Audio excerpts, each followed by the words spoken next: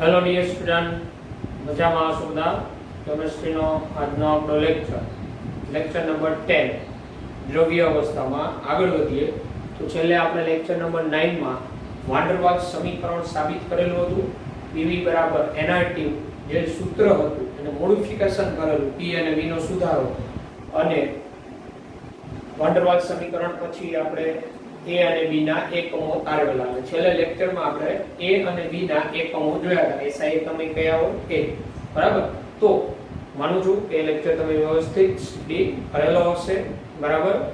હવે આજના આપણા લેક્ચરમાં વાન ડર વાલ્સ સમીકરણ દ્વારા વાસ્તવિક વાયુની વર્તણૂક, જે આપણે આગળ કહેતા હતા ને કે ખૂબ નીચા દબાણે અને ઊંચા તાપમાને વાસ્તવિક વાયુ આદર્શ વર્તણૂક ધરાવે, તો વાન ડર વાલ્સ સમીકરણ દ્વારા આપણે એને સમજાવીએ.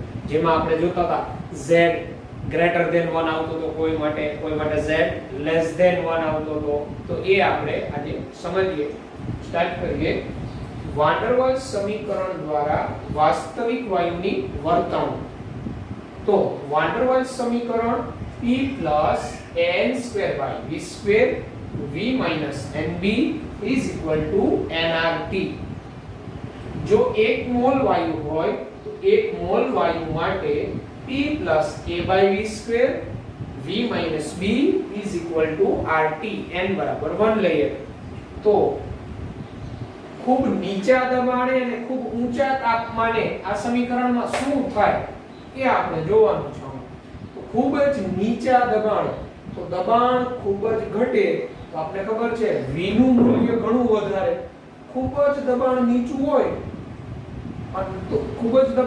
હોય તો V નું મૂલ્ય ખૂબ જ વધારે, અને V નું મૂલ્ય ખૂબ વધે તો a/v² માં આ છેદ વધે, v² વધે તો a/v² નું પદ ઘણું નાનું થાય, ખૂબ જ નાનું થાય.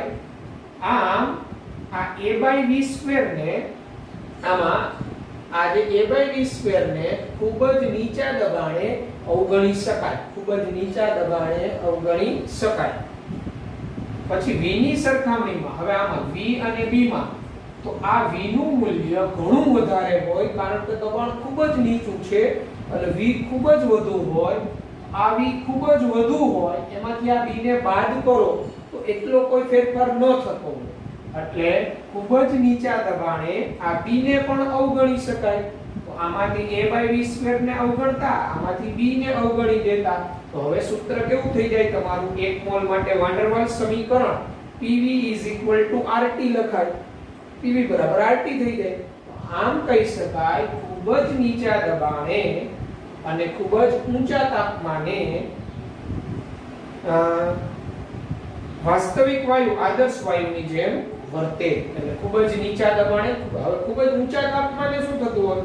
તો ખૂબ જ તાપમાન ઊંચું હોય તો તાપમાન ખૂબ વધે તો વાયુના અણુઓ એકબીજાથી દૂર જાય અને આંતરાણીય આકર્ષણ ઘટી જાય, અને એનું મૂલ્ય ખૂબ ઘટી જાય.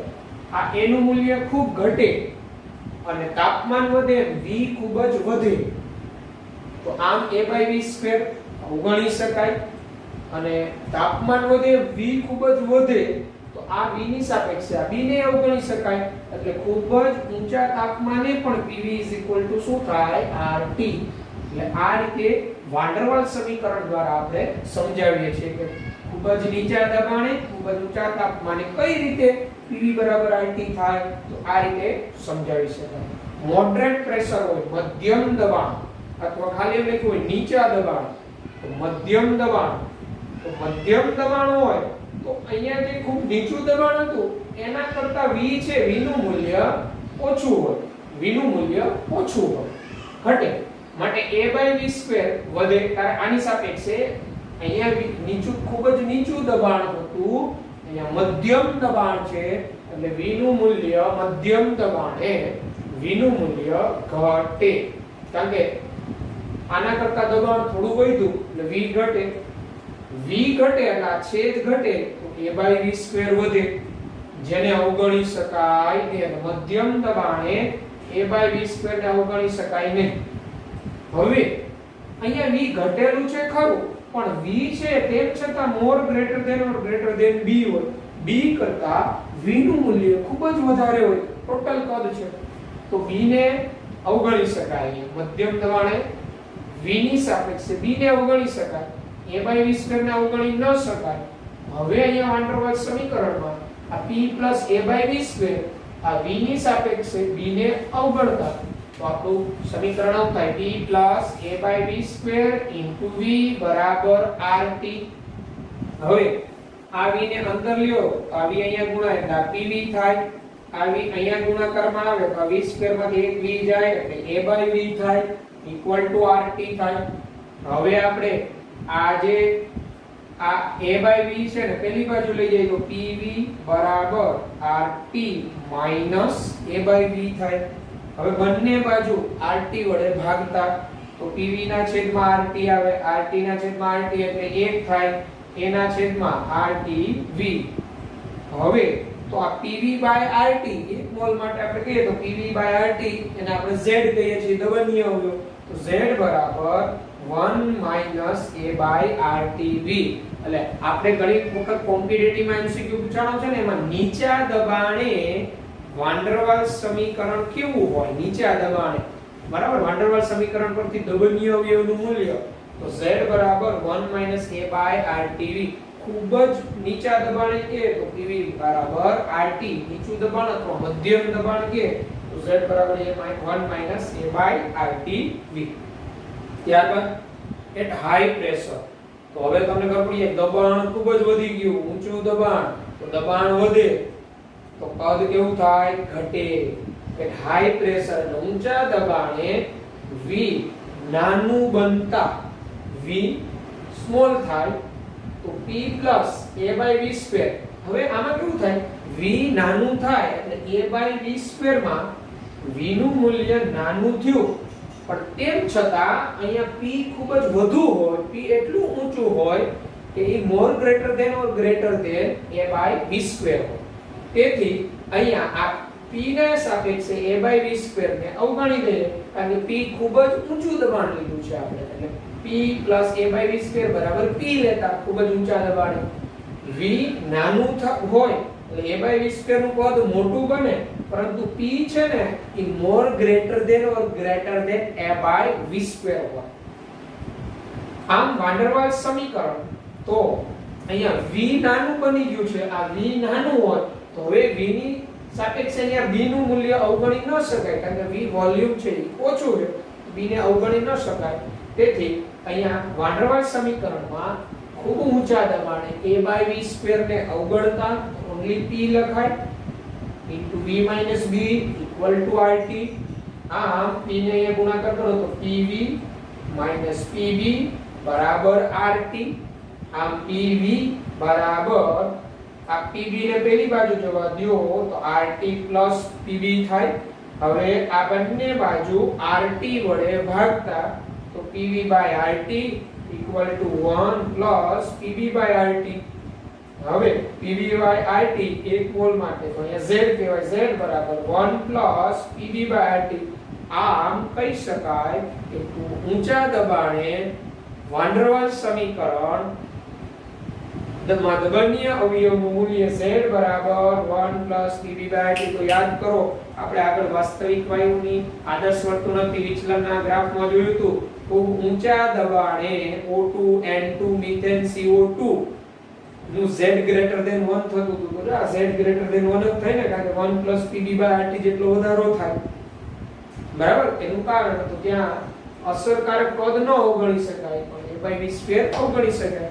યાદ કરો નીચા દબાણે O2 N2 મિથેન CO2 માટે દબાણની અવયવ z < 1 હતો એટલે નીચા દબાણે z < 1 z = 1 - a/rtv1. અને ખૂબ જ નીચા દબાણે ખૂબ જ ઊંચા તાપમાને એ બધા માટે z = 1 થતું હતું એટલે pv = rt. તો આ બધું થવાનું કારણ આ વાન ડેર વાલ્સ સમીકરણ દ્વારા આપણે વાસ્તવિક વાયુની વર્તણૂક આદર્શ ક્યારે થાય ક્યારે ન થાય એ સમજાવી શકાય. આ કન્સેપ્ટ પણ નીટ માટે મોસ્ટમાં મોસ્ટ IMP છે. આ પ્રકારના MCQ આપણે પૂછાયેલા છે કે ખૂબ ઊંચા દબાણે z નું મૂલ્ય શું હોય, ખૂબ જ નીચા દબાણે કે ઊંચા તાપમાને z શું હોય અને મધ્યમ દબાણ અથવા નીચા દબાણે Z નું સૂત્ર શું થાય તો એ આપણે આવડવું જોઈએ. જ્યારે તમે જોયું તો હાઇડ્રોજન અને હિલિયમ વાયુ માટે દરેક દબાણે તમે જોયું તો એ એક એક્સેપ્શનલ હતા. દરેક દબાણે એના માટે Z ગ્રેટર ધેન 1 થતું હતું. એટલે આપણે MCQ મગજમાં રાખજો, હાઇડ્રોજન અને હિલિયમ માટે દબનીય અવયવ Z નું સૂત્ર શું થાય તો એનું દરેક દબાણે Z ગ્રેટર ધેન 1 હતું, ધન વિચલન હતું. એટલે Z બરાબર 1 Pb/RT થાય હાઇડ્રોજન અને હિલિયમ વાયુ માટે. એ અહીંયા હું તમને લખાવી દઉં અને સમજાવી દઉં. ઓકે, જો હાઇડ્રોજન અને હિલિયમ નું અપવાદરૂપ વર્તણૂક તમે દબનીય અવયવ Z વિરુદ્ધ P ના આલેખમાં જોયું હતું. હાઇડ્રોજન અને helium always Z greater than 1 દર્શાવતા હતા અને જેમ દબાણ વધતું હતું એમ Z નું મૂલ્ય વધતું જતું. આવું કેમ હોઈ શકે? તો હાઇડ્રોજન અને હિલિયમ માટે Z હંમેશા 1 કરતા વધુ માલુમ પડે છે. એટલે Z ગ્રેટર ધેન 1 દબનીય અવયવનું મૂલ્ય તથા દબાણ P વધવાની સાથે Z નું મૂલ્ય વધતું જાય છે. હવે એનું કારણ શું? તો કારણ હાઇડ્રોજન અને હિલિયમ એ ખૂબ નાના કદના વાયુ છે. એટલે કેવું હોય, H2 He એ બધા નાના કદના. તો H2 વાયુ જ્યારે ભરેલો હોય તો H2 અણુનું કદ નાનું છે. એટલે નાના કદને કારણે એના અણુ વચ્ચે અંતર વધારે હોય. જેમ અણુઓનું કદ નાનું એમ અણુ વચ્ચે અંતર વધારે. જેમ અંતર વધારે અણુ વચ્ચે એમ એમની વચ્ચે આંતરાણ્વીય આકર્ષણ બળ નહિવત અથવા આંતરાણ્વીય આકર્ષણ બળ ન હોય. બરાબર. હવે આંતરાણ્વીય આકર્ષણ બળ ન હોય પછી તમે એટલું દબાણ આપો એટલી બધા નજીક જઈ શકે નહીં. તેથી તેમાં અણુ વચ્ચે H2 He ખૂબ જ નાના કદના હોય. તેથી તેમાં અણુ વચ્ચે અંતર વધુ હોય. તેથી આંતરાણ્વીય આકર્ષણ નહિવત હોય. આંતરાણ્વીય આકર્ષણ નહિવત હોય જે અવગણી શકાય. આ વાન ડર વાલ્સ સમીકરણ P+A/V² માં આ A છે ને આંતરાણ્વીય આકર્ષણ બળનું માપન સૂચવે, પણ હાઇડ્રોજન અને હિલિયમ જેવા વાયુ માટે એ અવગણી શકાય કારણ કે એ અણુ ખૂબ નાના હોય, એમની વચ્ચે અંતર વધારે હોય, આકર્ષણ ઓછું. એટલે P+A/V² માં આ A/V² ને અવગણી શકાય કારણ કે એ ખૂબ જ નાનું હોય. V - B તો એમ જ રહે is equal to RT. આમ PV - PB બરાબર RT. PV is equal to આ PB અહીંયા જાય તો RT plus PB. અને બંને બાજુ RT વડે ભાગતા તો PV by RT, RT by RT એટલે 1 અને આ PB by RT થાય. આમ PV by RT equal to 1 plus PB by RT. આ PV by RT જેને દબનીય અવયવ કહેવાય Z is equal to 1 plus PB by RT. આમ આપણે હવે કે MCQ આવે કે હાઇડ્રોજન અને હિલિયમ વાયુ માટે દબનીય અવયવ કેવો હોય Z? તો ઓલવેઝ ગ્રેટર ધેન 1 હોય. તો વાન ડર વાલ્સ સમીકરણ હાઇડ્રોજન અને હિલિયમ વાયુઓ માટે કેવું બની જાય?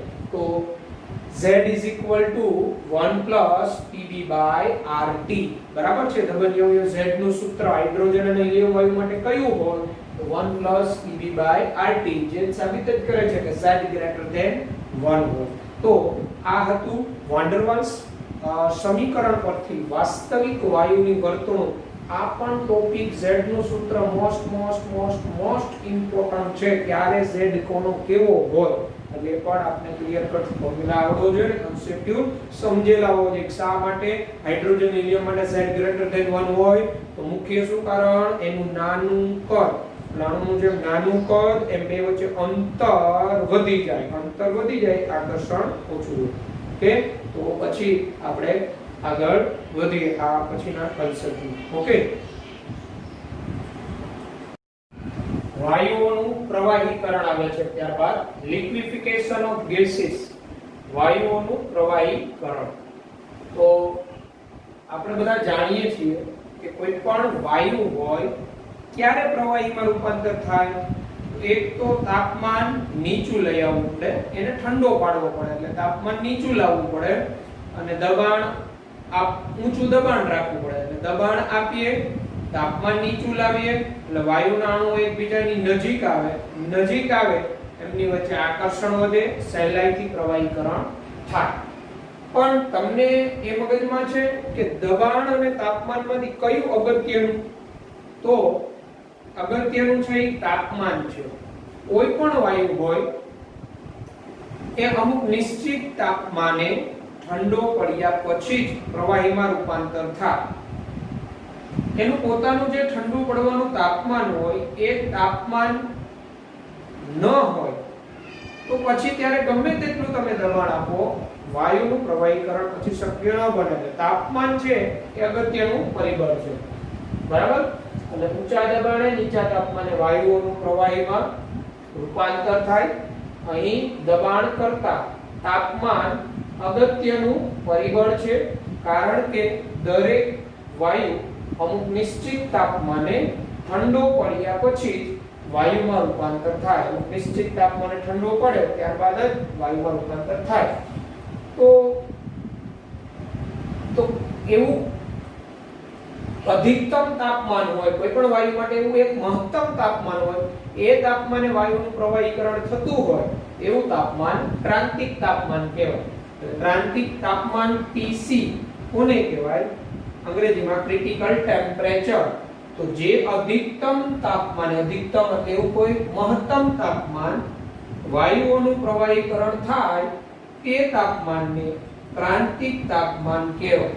મગજમાં રાખવાનું, ક્રાંતિક તાપમાનથી ઊંચું તાપમાન હોય તો વાયુનું પ્રવાહીકરણ શક્ય ન બનતું હોય, પણ ક્રાંતિક તાપમાનથી નીચા તાપમાને વાયુનું પ્રવાહીકરણ શક્ય બનતું હોય.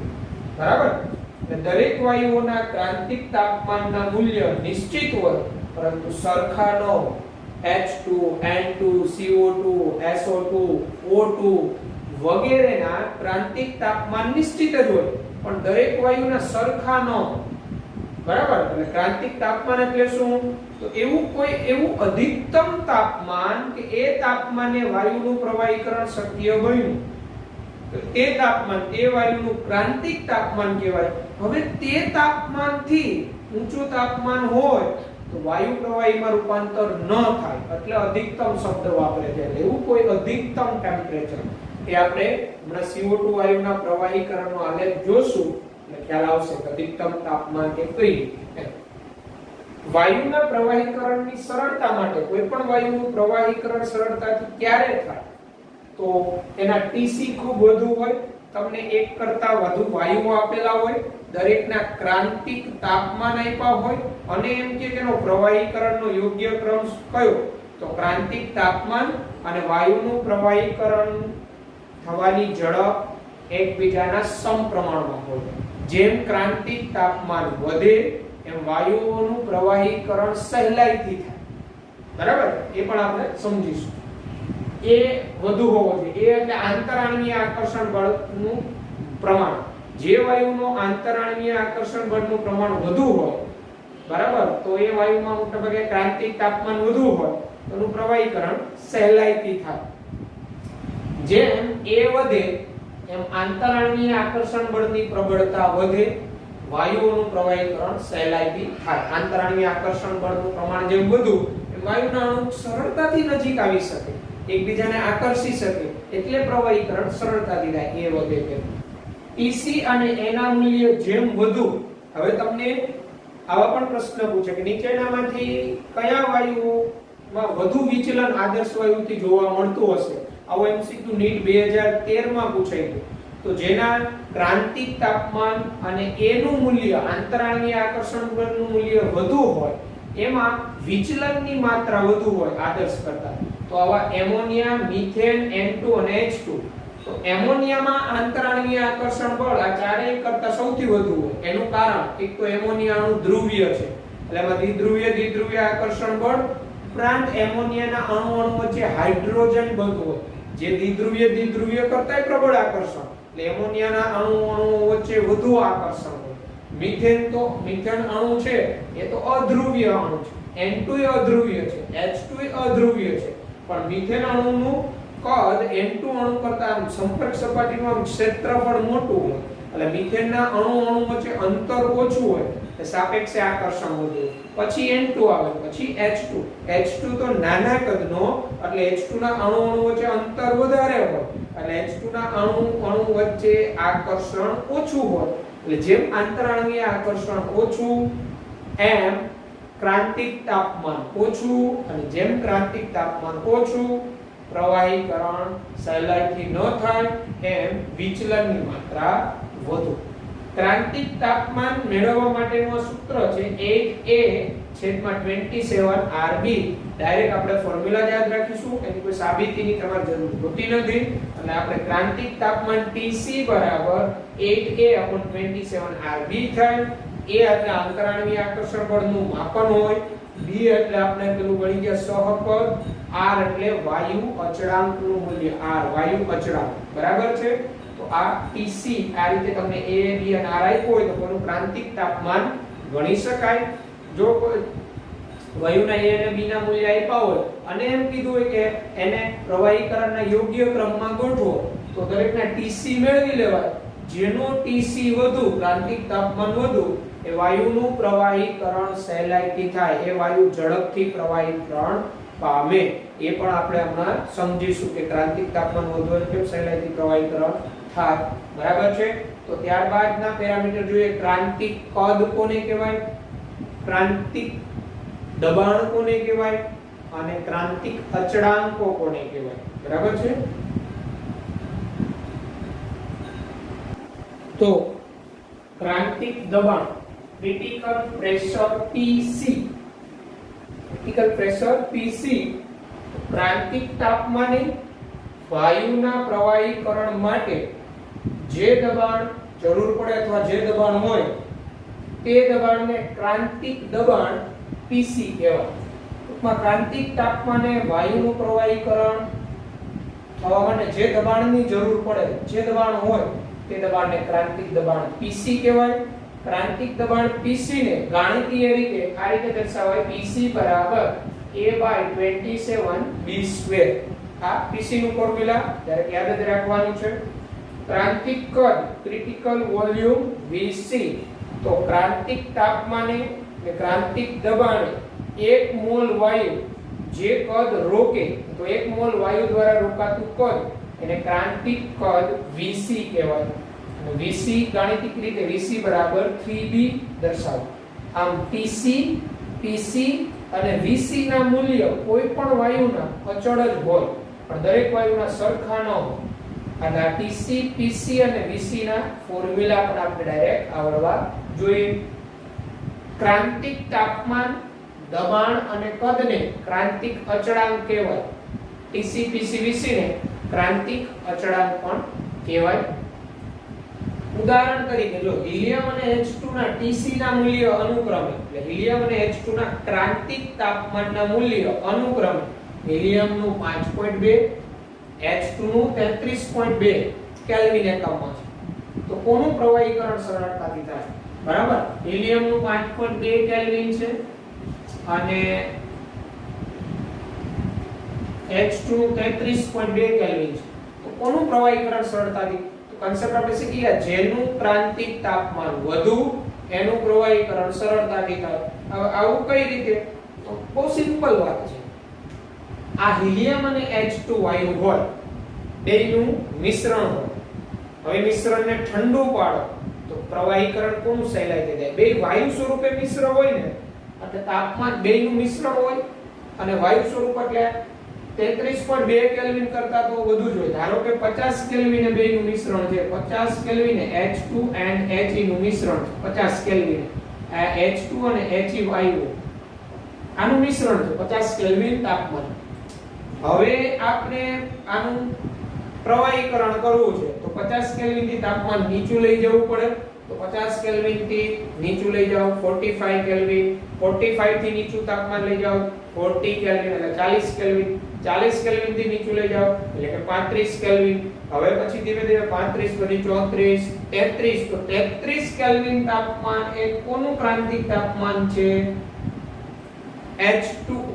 તો 33 કેલ્વિન પહેલા આવ્યું ને, તો 33 કેલ્વિન H2 નું પ્રવાહીકરણ થઈ જાય. પછી પાછું તાપમાન નીચે લઈ જાવ 30 25 20 15 10 અને 5.2 કેલ્વિન. તો ત્યારે 5.2 કેલ્વિન આવે તાપમાન. એટલે પહેલા છે ને જે અધિકતમ તાપમાન હોય ને એ આવે, કારણ કે આપણે વાયુમાંથી પ્રવાહી બનાવીએ છીએ. એટલે વાયુ એટલે તો ઊંચા તાપમાને જ હોવાનો. એટલે ઠંડો પાડતા જાવ તો જેનું ક્રાંતિક તાપમાન વધુ હશે એ પોઈન્ટ પહેલા આવશે અને એ તાપમાને પ્રવાહીકરણ થાય. એટલે આપણે વ્યાખ્યામાં કહેતા હતા ને કે અધિકતમ તાપમાને વાયુનું પ્રવાહીકરણ શક્ય બને તે તાપમાન તે વાયુનું ક્રાંતિક તાપમાન કહેવાય. તો આ H2 વાયુ છે, H2 વાયુ એમાં હવે આપણે નીચેથી વિચારતા જઈએ. બરાબર 20 કેલ્વિન 30 કેલ્વિન અને પછી 33.2 કેલ્વિન. 20 કેલ્વિન એ પ્રવાહીકરણ તો થતું જ હોય, 30 કેલ્વિન એ પ્રવાહીકરણ થતું હોય, પણ 33.2 કેલ્વિન એ પ્રવાહીકરણ થાય પછી 33.5 33.6 કે 34 કેલ્વિન એ ન થાય. એવું કયું તાપમાન અધિકતમ મળ્યું H2 માટે? 33.2 કેલ્વિન એવું અધિકતમ મહત્તમ તાપમાન કે ત્યારે એનું પ્રવાહીકરણ થયું. એથી ઊંચા તાપમાને પ્રવાહીકરણ થતું નથી. એટલે આવું અધિકતમ તાપમાન મળે ને એ ક્રાંતિક તાપમાન કહેવાય. બાકી ક્રાંતિક તાપમાનથી નીચું તાપમાન હોય તો દબાણ આપવાથી પ્રવાહીમાં રૂપાંતર કરી શકાય, પણ ક્રાંતિક તાપમાનથી ઊંચા તાપમાને વાયુનું પ્રવાહીકરણ શક્ય બને નહીં. આ જે કન્સેપ્ટ છે એ આપણે CO2 વાયુના ઉદાહરણ દ્વારા સમજવાનું છે. ઓકે, જો CO2 વાયુના પ્રવાહીકરણનો સમતાપ વક્ર.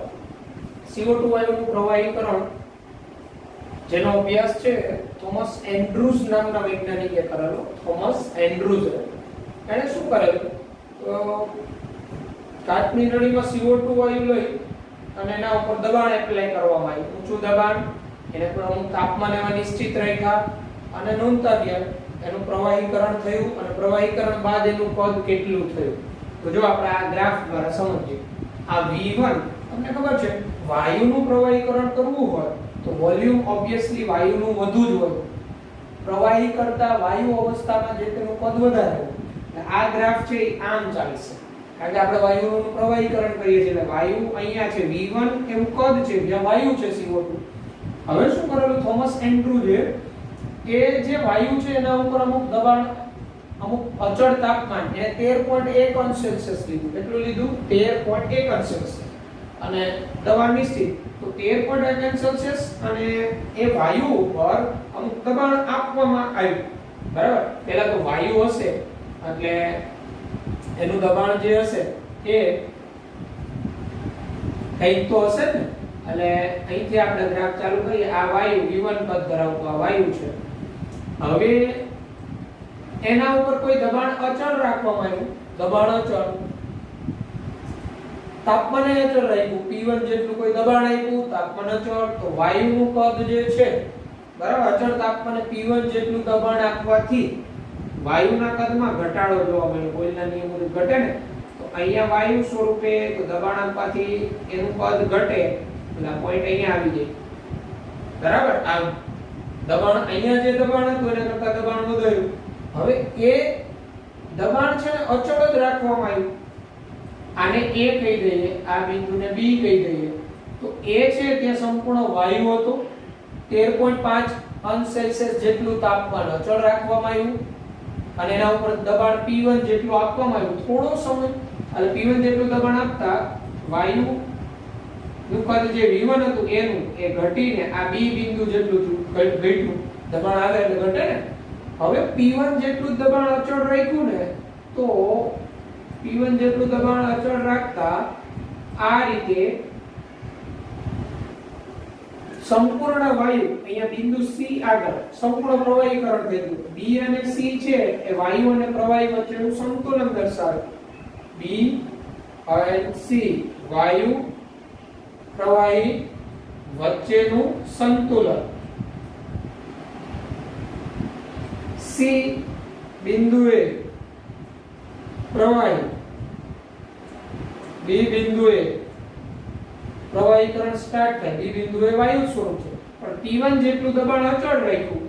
બરાબર 13.1 અંશ સેલ્સિયસ છે આ ઓબ્ઝર્વેશન જોવા મળ્યું 13.1 અંશ સેલ્સિયસ. હવે અહીંયા પ્રવાહી થઈ ગયું કઈ રીતે ખબર પડે તો અહીંયા પ્રવાહીકરણ થઈ ગયું પછી એના ઉપર દબાણ આપવામાં આવ્યું તો દબાણ આપતા કદમાં કોઈ એટલો બધો ફેરફાર ન જોવા મળ્યો. દબાણ આપતા કદમાં ફેરફાર ન જોવા મળે આ રીતે. એટલે આ ગ્રાફ છે એમ સીધી રેખામાં આગળ વધ્યો આમ જ ન આગળ વધ્યો બરાબર. તો આ કેવું સૂચવે છે કદમાં તો ઓછો ફેરફાર થયો આ જે કદમાં જેને અહીંયા CD વડે દર્શાવો. શેના વડે દર્શાવાય CB. હવે પાછું શું કર્યું હવે આ જે દબાણ હતું એ દબાણ જે છે આ કોઈ P1 દબાણ હતું. આ જે દબાણ કોઈ P1 થઈ ગયા પાછું P1 કરતા દબાણ વધાર્યું P2 દબાણ બરાબર. તો P1 કરતા P2 વધારે દબાણ એટલે અહીંયા જે કદ ઘટ્યું આના કરતા અહીંયા વધારે કદ ઘટે એટલે આ બિંદુ થોડું આના કરતા અંદર આ બધું કદ ઘટે એટલે દબાણ વધાર્યું. અને એ દબાણ અચળ રાખતા અહીંયા આ બિંદુ આને F કહી દીધું છે અને આને G કહી દીધું છે. તો F થી G આ BC જેવો જ ઘાટ માર્યો એ ભાગળથી વાયુનું પ્રવાહીકરણ સ્ટાર્ટ થયું જે આગળ સંપૂર્ણ પ્રવાહી થયો. આ 13.1 અંશ સેલ્સિયસ છે આ 21.5 અંશ સેલ્સિયસ ઓબ્ઝર્વેશન થયું.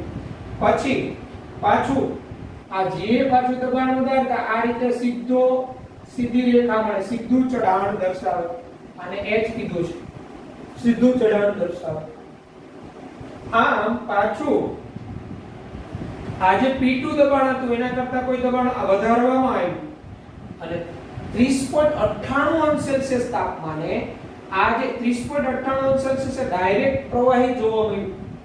વાયુનું 30.98 અંશ સેલ્સિયસ છે દબાણની અસર હેઠળ ડાયરેક્ટ એનું પ્રવાહી જોવા મળ્યું. તો એ 30.98 અંશ સેલ્સિયસ છે આ જે ભાગ હતો એક પ્રકારનું બિંદુ જોવા મળ્યું બરાબર. આ 30.98 અંશ સેલ્સિયસ.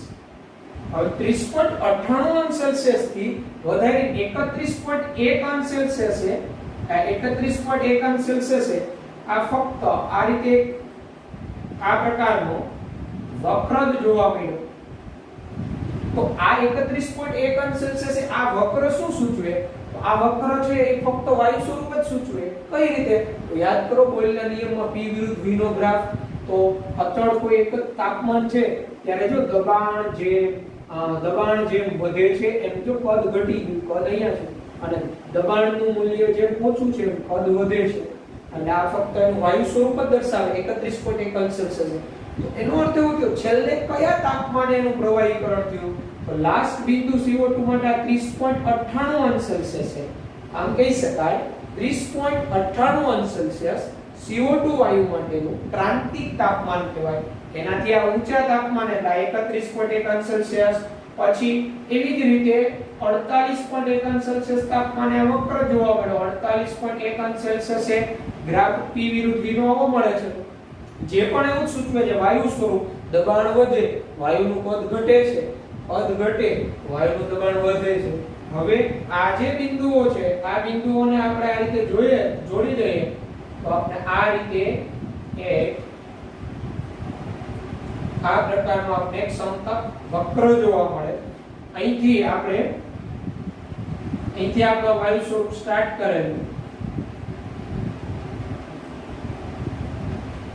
31.1 અંશ સેલ્સિયસ બરાબર. તો આ જે બિંદુ છે આ TC કહેવાય અને કેટલું છે 30.98 અંશ સેલ્સિયસ 30.98.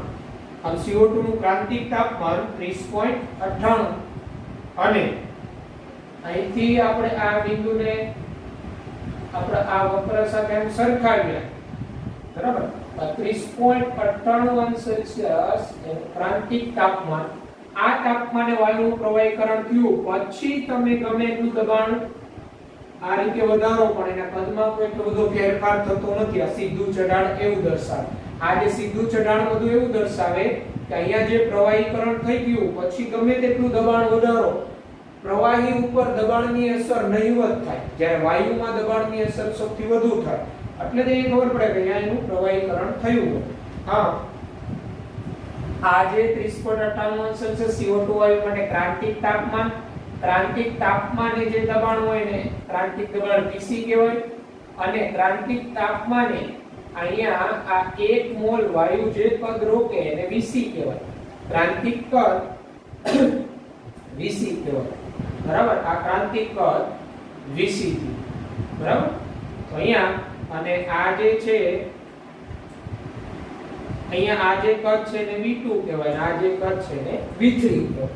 બરાબર, આ થયો CO2 વાયુ માટેનો સમતાપ વક્ર. અહીંયા આપણે એ બિંદુ અહીંથી આપણે વક્રને કમ્પેર કરીએ છીએ કે સ્ટાર્ટ થયો તો. બરાબર, તો અહીં આ બિંદુને E કહીએ, આ બિંદુને J કહીએ. તો આ જે બધા બિંદુ છે આ બધા બિંદુ ત્યાં ગેસ સ્વરૂપે હોય CO2 વાયુ સ્વરૂપે હોય. બરાબર, અને અહીંયા આપણે કમ્પેરીઝન કરીએ અહીંથી આ રીતે હું તમને દર્શાવી દઉં. અહીંયા સ્પર્શો આ K, અહીંયા સ્પર્શે આ L, અહીંયા સ્પર્શે M. આ જે બધા બિંદુ છે આ K, L, M ત્યાં એ લિક્વિડ સ્વરૂપે હોય, લિક્વિડ પ્રવાહી.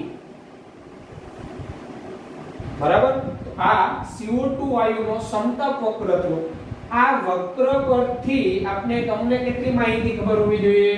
તો CO2 વાયુનું ક્રાંતિક તાપમાન, CO2 વાયુનું ક્રાંતિક તાપમાન કેટલું? 30.98 સેલ્સિયસ. બરાબર, ક્રાંતિક તાપમાનથી Tc થી ઊંચા તાપમાને વાયુનું પ્રવાહીકરણ શક્ય નથી. વાયુઓનું પ્રવાહીકરણ શક્ય નથી.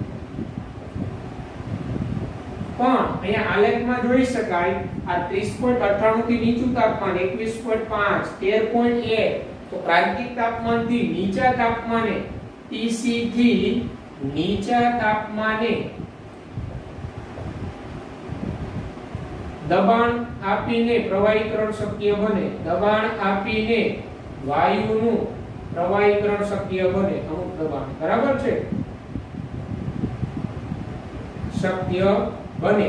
અને ક્રાંતિક તાપમાનથી નીચા તાપમાને જે અવસ્થા હોય એ પ્રવાહીની બાષ્પ અવસ્થા કહેવાય. ક્રાંતિક તાપમાને જે અવસ્થા હોય એ એની પ્રવાહી અવસ્થા કહેવાય. ક્રાંતિક તાપમાનથી નીચું તાપમાન, ક્રાંતિક તાપમાનથી નીચા તાપમાને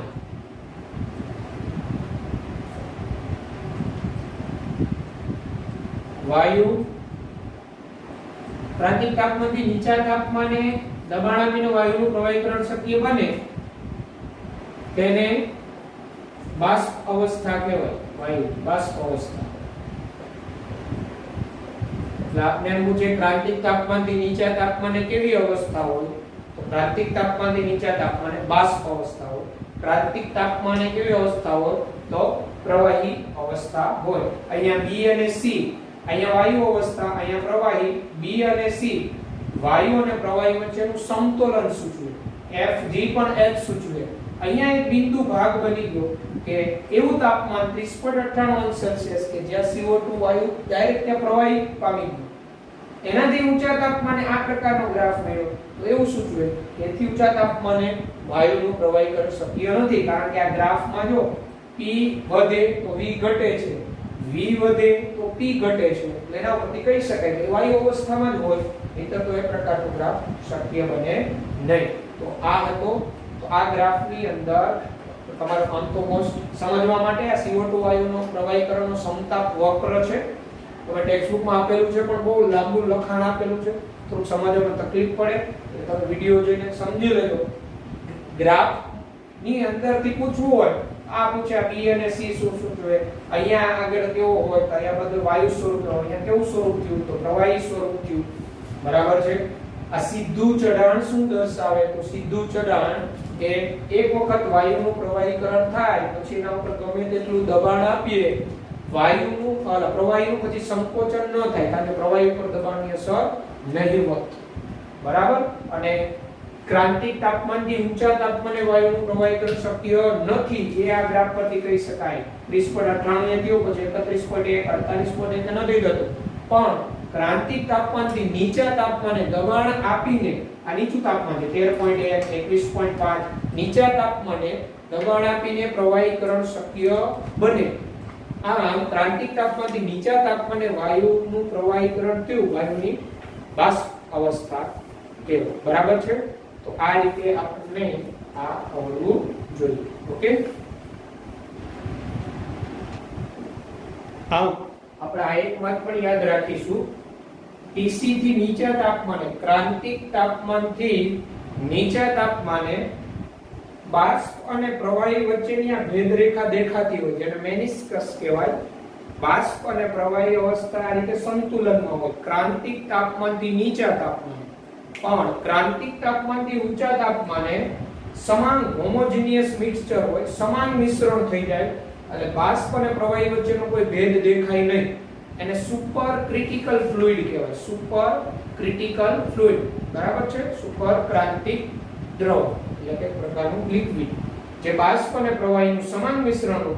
આ સુપર ક્રિટિકલ ફ્લુઇડ છે એ ઘણા બધા પદાર્થ તો છે એને દ્રાવ્ય કરવા માટે ઉપયોગી છે, દ્રાવ્ય કરી શકાય. જેમ કે કેફીન માંથી કોફી, કેફીન હોય, કેફીનમાંથી કોફી, તો કેફીન ને આ સુપર ક્રિટિકલ ફ્લુઇડ માં મૂકો, બરાબર છે?